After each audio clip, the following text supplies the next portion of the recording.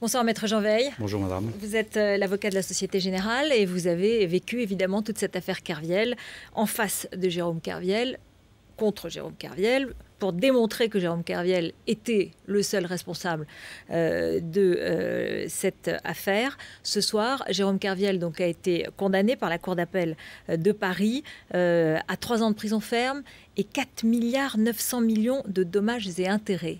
Il se pourvoit en cassation. On va l'écouter. Je vais vous demander de réagir. Je suis totalement effondré par le jugement qui a été rendu cet après-midi. Je ne le comprends pas. Cette condamnation, vous la considérez, Jérôme Kerviel, comme définitive ce soir, ou vous avez décidé de vous pourvoir en cassation? Sans hésitation, je vais me pourvoir en cassation. Alors, comment réagit l'avocat de la Société Générale à ce pourvoi en cassation? Le feuilleton, l'affaire Kerviel n'est pas finie. Écoutez, il est logique.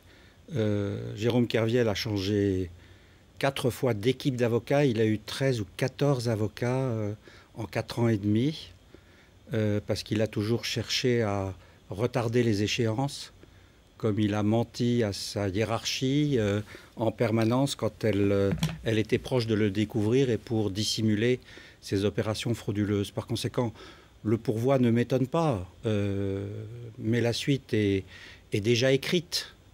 Ce pourvoi sera évidemment rejeté. Pour vous, il gagne du temps ce soir? Il ne peut pas faire autrement parce qu'il a 3 jours pour former un pourvoi, sauf erreur de ma part. Et sinon, il va en détention. Alors, il y a plusieurs hypothèses. La première, c'est qu'il va au bout de son pourvoi. La deuxième, c'est son avocat essaye de négocier avec le juge de l'application des peines pour voir dans quelles conditions moins inconfortables il pourrait exécuter la sanction prononcée une première fois par les juges et aujourd'hui confirmée par la Cour d'appel. On va écouter les raisons de ce pourvoi en cassation et puis son état d'esprit ce soir. Il lance un appel à l'aide, il considère que c'est un jugement unique. On va l'écouter. Il était chez nos confrères d'RTL. Je ne m'attendais pas du tout à cette décision, elle est totalement inique. Pourquoi inique?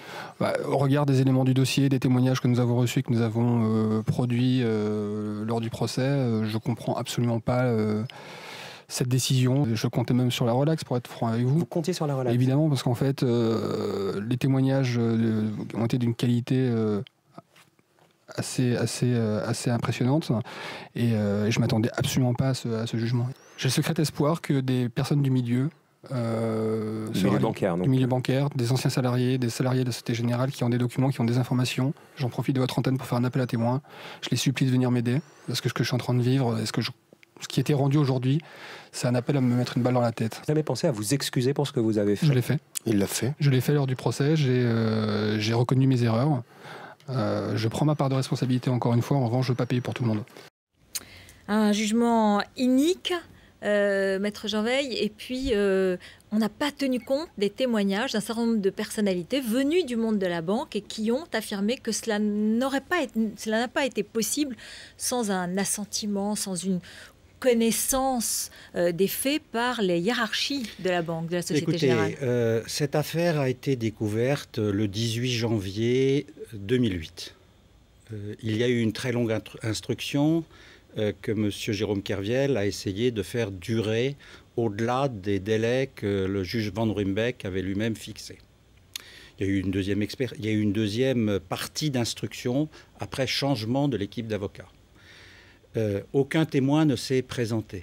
Il y a eu cette audience au tribunal de grande instance, aucun témoin ne s'est présenté. Mais là, en appel, il y a 3 personnalités qui sont venues et qui ont dit... À la dernière minute, sorties comme de chapeau, pendant l'audience, des témoins qui d'abord s'annonçaient comme étant anonymes, que la présidente de la Cour d'appel a obligé à révéler leur identité et qui sont venus effectivement dire un certain nombre de choses qui étaient en contradiction totale avec les éléments factuels du dossier. C'était des gens qui étaient en dehors de la banque, qui n'avaient qu'une vision parcellaire de l'ensemble du dossier, et ce sujet des témoins est intégralement traité dans l'arrêt de la Cour d'appel de Paris. Par conséquent, si Madame Filippini, présidente de la Cour, avait la possibilité, avait cru qu'il y avait des choses à faire, c'est un magistrat suffisamment connu, suffisamment expérimenté pour organiser un supplément d'instruction, un supplément d'enquête et ne pas rendre sa décision. Elle s'est considérée comme totalement éclairée par l'ensemble du dossier et c'est comme ça qu'elle a rendu cette décision. Ça veut dire que vous considérez que, dans le fond, Jérôme Kerviel était victime dans cet arrêt d'une défense fantaisiste, comme l'a dit l'arrêt, d'une défense trop agressive, d'une défense de rupture, un peu celle de Maître Couby? Je considère d'abord que Jérôme Kerviel est victime de lui-même, car en réalité, il dit qu'il s'est excusé, mais c'est inexact. Mais au fond, sa défense, elle lui appartient. Je trouve qu'il subit une sanction qui est lourde et qui correspond aux infractions qu'il a commises. Mais sa défense, elle lui appartient. On va parler des dommages et intérêts qui peuvent surprendre. Alors, ensuite, le problème des avocats. Les avocats, quand ils découvrent un dossier, et c'est vrai que mon confrère Couby est intervenu tardivement, on est quelquefois dupe de quelqu'un qui peut avoir des aspects de mythomane et qui croit ce qu'il raconte. Voilà, alors ensuite, chacun... est libre de gérer sa capacité de bon sens. Quand vous entendez qu'il pourrait, enfin, il pense à se mettre une balle dans la tête, mais qu'il ne le fera pas parce qu'il pense à sa mère, est-ce que ça veut dire qu'il y a une fragilité, qu'il y a une personnalité extrêmement fragile, qui est de toute façon très éprouvée par le jugement, par l'arrêt, c'est ce qu'il dit, hein. D'abord, je souhaite longue vie à sa mère. Deuxièmement, je lui souhaite longue vie à lui aussi. Je n'aurais pas adopté la stratégie de défense qui a été la sienne, mais elle lui appartient. Lorsque vous l'entendez dire je ne veux pas payer tout seul, je ne veux pas payer pour tous, vous vous rendez bien compte que c'est l'état d'esprit général. C'est-à-dire que cet arrêt, ce jugement aujourd'hui, il va rencontrer un peu le scepticisme du grand public. Il va dire c'était pas possible. Lui-même a commis des erreurs, mais ça n'est pas possible que ça ait duré 2 ans et que la hiérarchie n'ait rien vu. Ça, cela reste très enraciné. Alors, premièrement, M.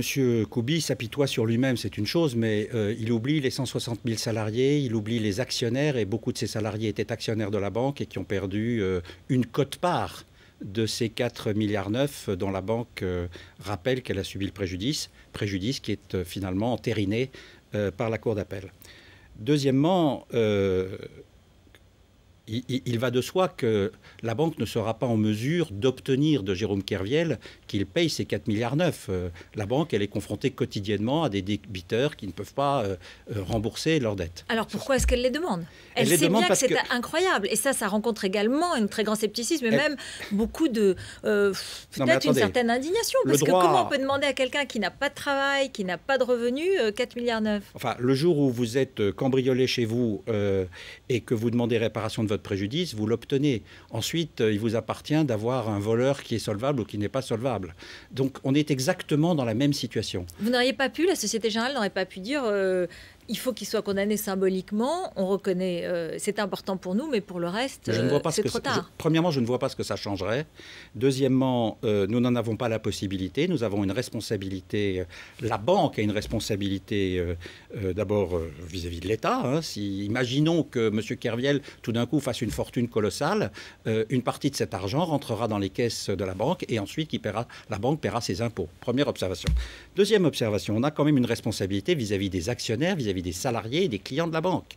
Il a fallu que la banque se recapitalise, elle était au bord du dépôt de bilan et par conséquent, on demande les sommes qui ont été données. Et d'ailleurs, c'est la seule manière d'expliquer que Jérôme Kerviel était seul responsable dans cette affaire. Vous n'avez pas la possibilité de demander une partie de votre préjudice, parce que l'administration fiscale se demande pourquoi vous le faites. Imaginez qu'on ait demandé 1 euro, tout le monde nous aurait dit c'est l'aveu de ce que la banque était au courant. Oui, mais ça, je dirais que ça conforte l'idée de David contre Goliath que Jérôme Kerviel essaye également de faire passer. Il n'est pas mauvais comédien sur ce plan, je vous l'accorde. Je pense que la situation est simple. Nous devions faire reconnaître notre préjudice, c'est une chose faite. Reste maintenant à traiter le problème du recouvrement et sur ce plan-là, la banque sera réaliste. Ça veut dire que s'il trouve un travail, il faut qu'il vous verse tout son salaire. Ça veut dire quoi? Ses enfants devront payer la banque s'il a des enfants qui gagnent de l'argent. Enfin, je ne sais pas, qu'est-ce que ça veut dire? Ça veut dire des choses relativement simples. Nous pourrions, le cas échéant, demander la partie saisissable de son salaire s'il se remettait à travailler. Et il aurait effectivement de quoi vivre assez mal. Il faut bien l'admettre. Mais en général, les banques ne gardent pas indéfiniment dans leurs livres des créances sur des débiteurs impécunieux. Et donc, nous discuterons probablement avec ses avocats de voir quelles sont les conditions dans lesquelles il peut payer une quote-part du préjudice qu'il a effectivement causé à la banque. J'ajoute qu'on peut se trouver dans une situation, et je pense que les Français comprendraient, qu'il serait indécent, après cette condamnation, que Jérôme Kerviel aille à Hollywood, participe à un film sur sa fraude et qu'il conserve l'argent qui serait résulté d'une activité frauduleuse, délictuelle. Par conséquent, en ce qui concerne, par exemple, l'idée d'un film, l'idée d'un roman ou l'idée de, comme il l'a déjà fait dans le passé, et de recettes qui proviendraient finalement de l'exploitation de la fraude, la banque n'hésiterait pas à demander la totalité de ses recettes. Vous parliez des actionnaires tout à l'heure. L'avocat des petits actionnaires était l'invité d'Olivier Truchot il y a quelques instants. Bah, lui non plus, il n'est pas content, on va l'écouter. C'est une catastrophe, un échec total. Et je me pose la question si la justice en France, il y a une possibilité de réparation lorsqu'il y a une faute qui a été commise. La faute a bien été commise. La Société Générale était quand même au courant du comportement de M. Kerviel, peu importe quelle hiérarchie, il n'empêche, M. Bouton a dit qu'il était responsable et coupable. Le PDG de la Société Générale. Le PDG de la Société Générale, oui. Ça a été acté par la greffière, et là aujourd'hui, on s'aperçoit que les actionnaires n'ont rien.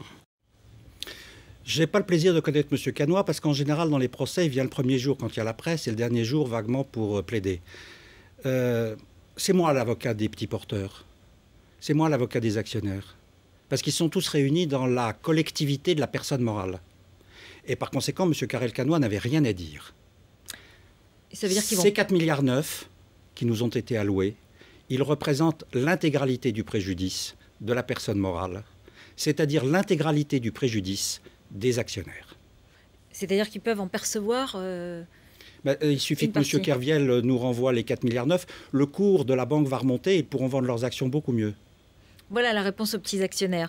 Est-ce que la Société Générale a vraiment tiré les leçons de cette expérience traumatisante? Je veux dire, on reste quand même avec cette question. Comment un homme seul a pu mettre à plat une entreprise de 160 000 salariés? Est-ce que les contrôles ont vraiment changé? Est-ce que il y a eu vraiment... est-ce qu'on ne peut pas revivre une affaire comme ça aujourd'hui à la Société Générale, par exemple? Je vais prendre un exemple différent. Bien sûr qu'on peut revivre des choses de ce genre. Je vais vous donner un exemple. Il y a une évasion de prison par hélicoptère. On met des filets au-dessus des cours pour éviter le renouvellement. L'ingéniosité de l'homme est sans limite.